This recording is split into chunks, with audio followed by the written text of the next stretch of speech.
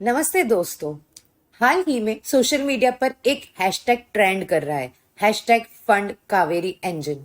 और लोग सरकार से इस प्रोजेक्ट के लिए पैसा खर्च करने की मांग कर रहे हैं।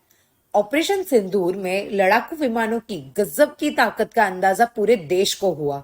लड़ाकू विमान पाकिस्तान की सीमा के पार गए और अपने टारगेट को प्रिसाइसली स्ट्राइक कर सुरक्षित वापस लौट आए। युद्ध के दौरान ऐसी कमाल की सटीक ताकत, फायर पावर का प्रदर्शन करने वाले लड़ाकू विमानों का सबसे अहम हिस्सा है इनके engine.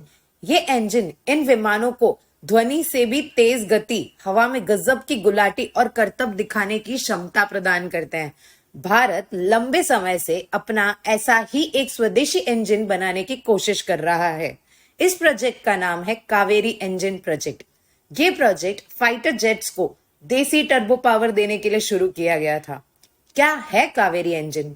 Kaveri engine is an indigenous jet engine developing under GTRE, that is Gas Turbine Research Establishment of DRDO। इसका मेन पर्पस था तेजस फाइटर जेट को एक मेड इन इंडिया इंजन देना जो पावरफुल भी हो और रिलायबल भी। प्रोजेक्ट शुरू हुआ था 1986 के around with the aim of fulfilling the dream by 1996। Delays, technical issues और लैक ऑफ फॉरेन टेक्नोलॉजी की वजह से प्रोजेक्ट डिले होता गया, बजट भी बढ़ता गया और टाइम भी। इंजन ने फ्लाई तो किया लेकिन उस एयरक्राफ्ट पे नहीं जिसके लिए बनाया गया था। टेस्ट हुआ IL-76 प्लेन पर because it fail to meet the performance and reliability standards for Tejas aircraft. 1998 के दौरान न्यूक्लियर टेस्टिंग के बाद दुनिया के कुछ देशों ने भारत को लड़ाकू विमानों के टेक्निक्स और टेक्नोलॉजी शेयर करने पर प्रतिबंध लगाया था। हालांकि कावेरी इंजन को पूरी तरह बंद नहीं किया गया। डीआरडीओ अब इसे unmanned aerial vehicle UAV, unmanned combat aerial vehicle Ghatak UCAV और 5th जनरेशन के एडवांस्ड मीडियम कॉम्बैट एयरक्राफ्ट के लिए तैयार कर रहा है। इस इंजन को डेवलप करने में एरोथर्मल डायनेमिक्स, मेटलर्जी और कंट्रोल सिस्टम जैसे एडवांस टेक्नोलॉजी को हासिल करने के चैलेंजेस और कॉम्प्लेक्स प्रोसेसेस शामिल हैं। After India's nuclear test in 1998, Western countries placed India under sanctions and it was denied access to important materials like single crystal blades.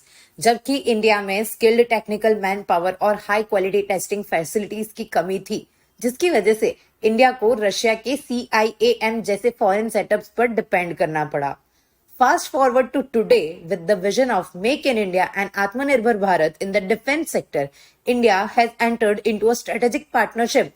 India has entered into a strategic partnership and joint development agreement with Safran, a leading aerospace company from France.